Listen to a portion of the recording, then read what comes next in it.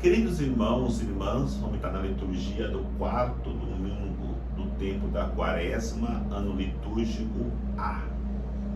Se você ainda não se inscreveu nesse canal, se inscreva tocando aí para receber notificações de novas publicações, de homilias dominicais e de solenidades.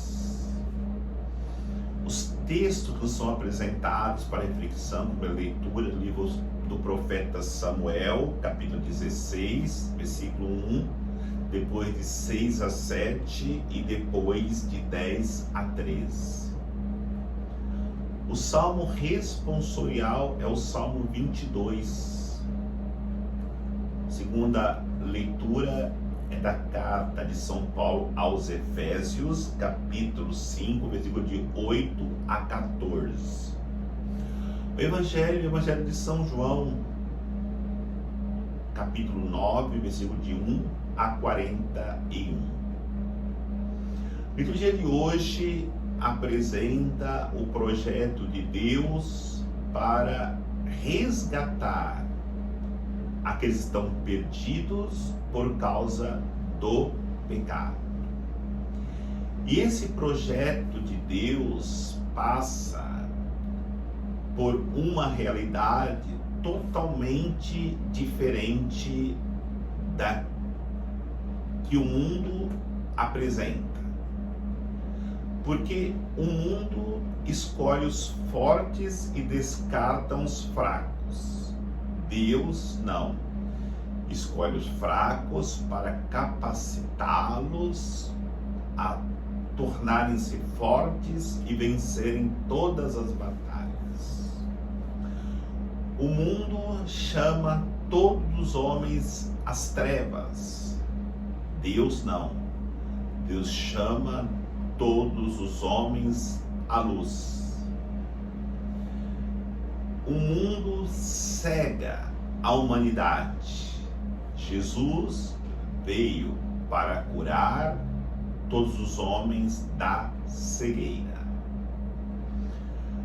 Começando a reflexão destas realidades, na primeira leitura, nós encontramos Deus dando uma missão para o profeta Samuel.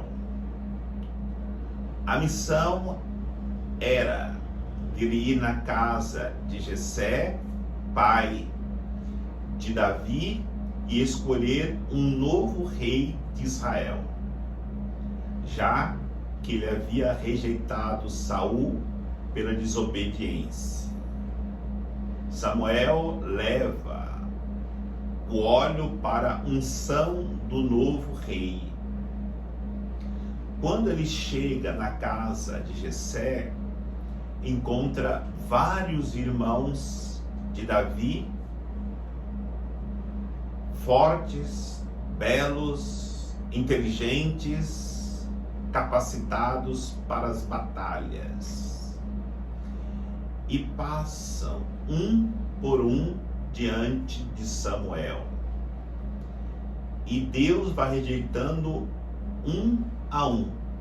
E até parece que não seria entre os filhos de Jessé que Deus iria escolher, porque não encontrou nenhum que seria o eleito por Deus. Até que o profeta pergunta: não tem mais nenhum filho? E o pai responde: tem ainda o pequeno Davi, que está pastoreando, ainda um menino, muito novo. E o profeta diz: manda chamá-lo.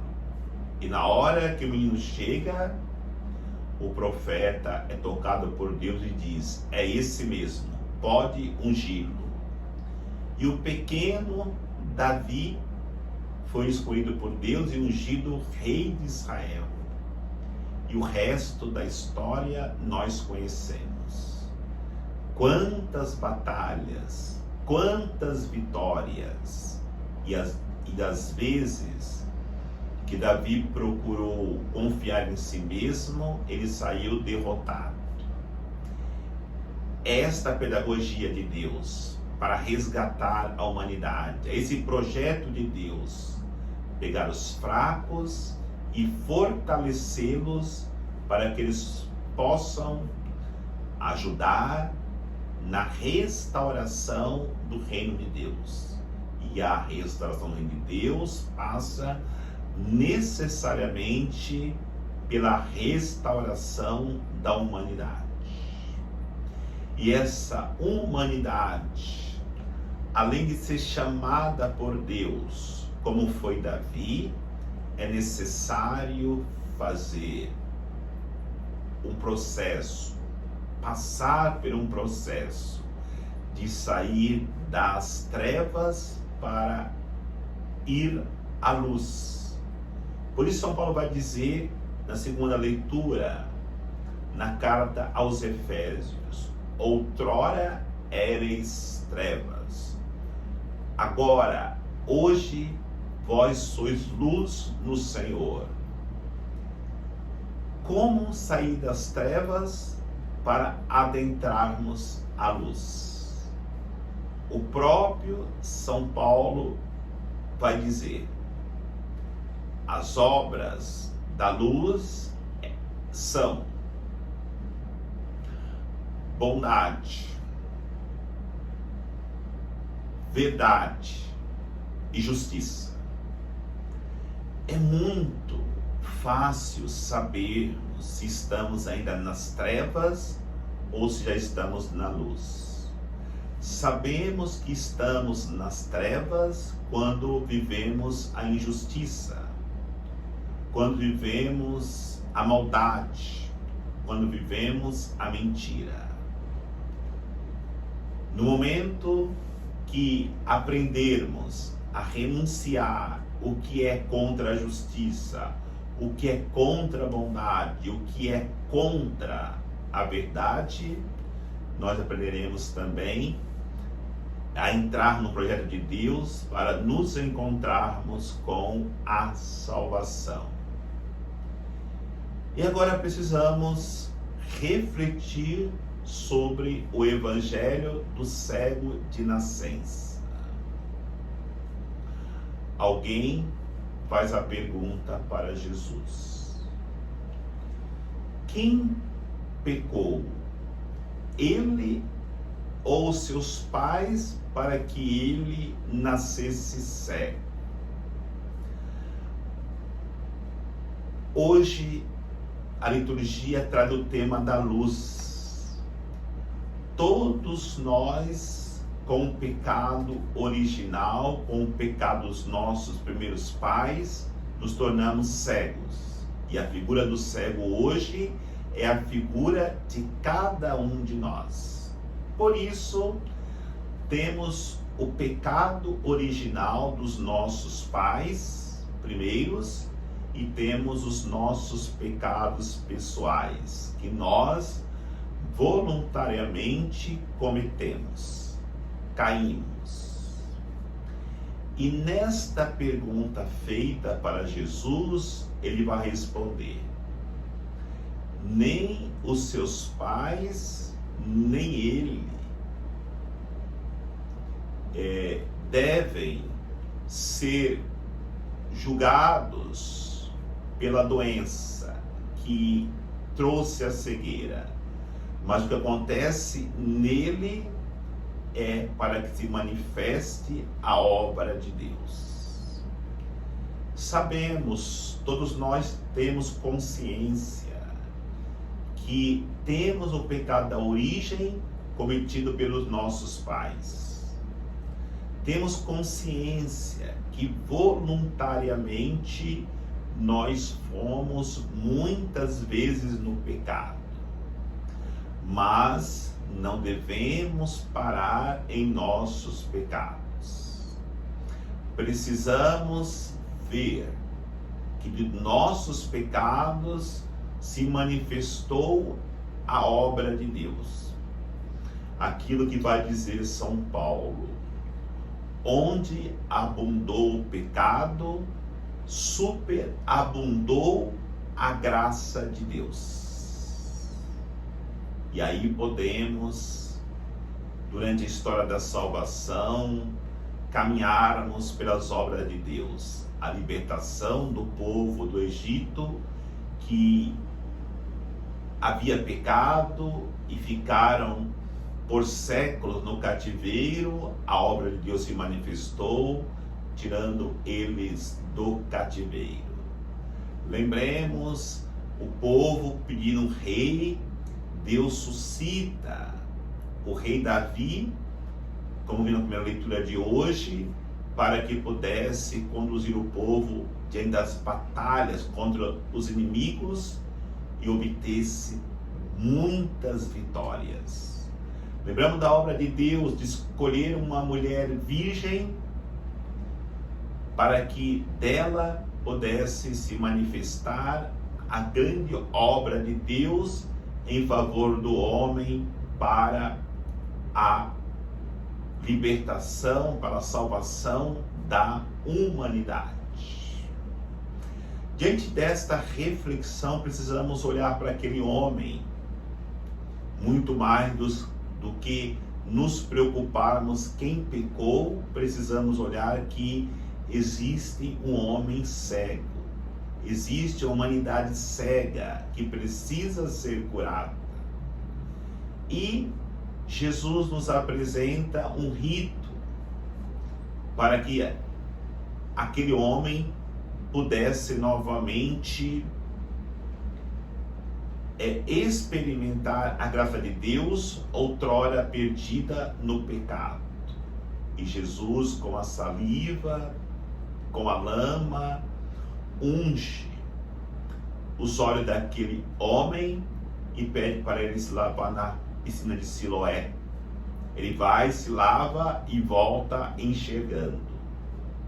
Tudo isso é o símbolo do batismo, onde no momento que nós somos batizados, os nossos pecados são todos apagados, que o batismo, ele apaga todo pecado cometido, e nós poderemos enxergar claramente as obras de Deus realizadas em nossas vidas e em toda a humanidade.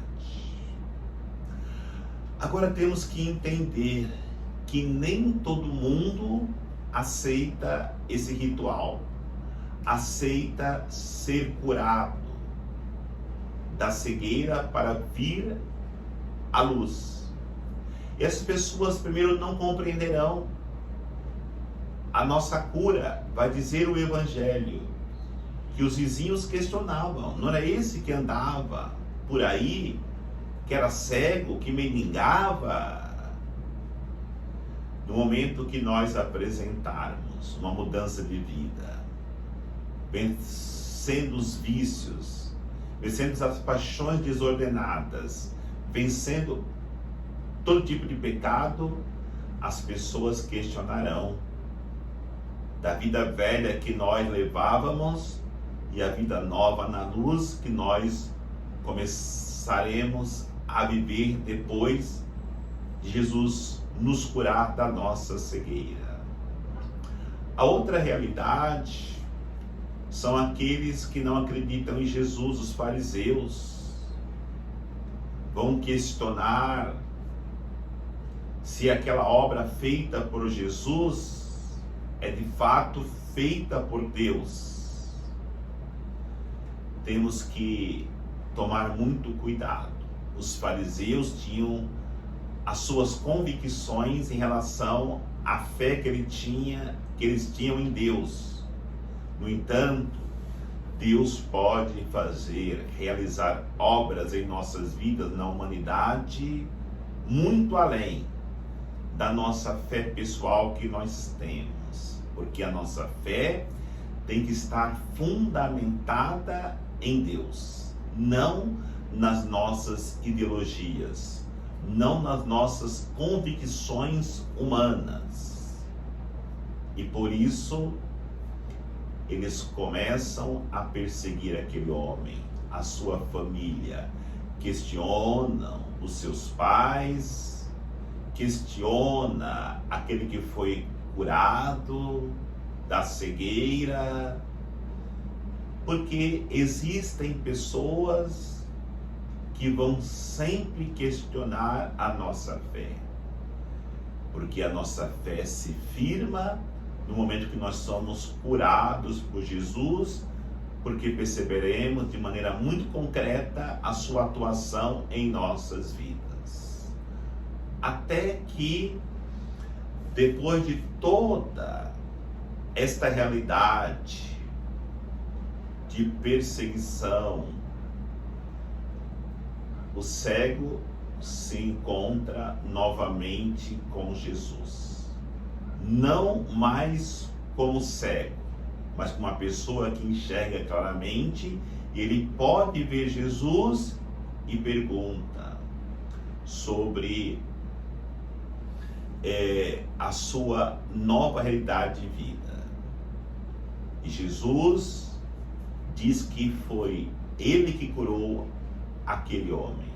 E aquele homem, podendo ver Jesus, tem o seu coração cheio de gratidão por ter experimentado esta graça de Deus. Que nós também possamos ter o coração cheio de gratidão pela cegueira que foi vencida em nossas vidas, pela graça de Deus derramada sobre os nossos corações. O Senhor nos abençoe, em nome do Pai, do Filho e do Espírito Santo. Amém.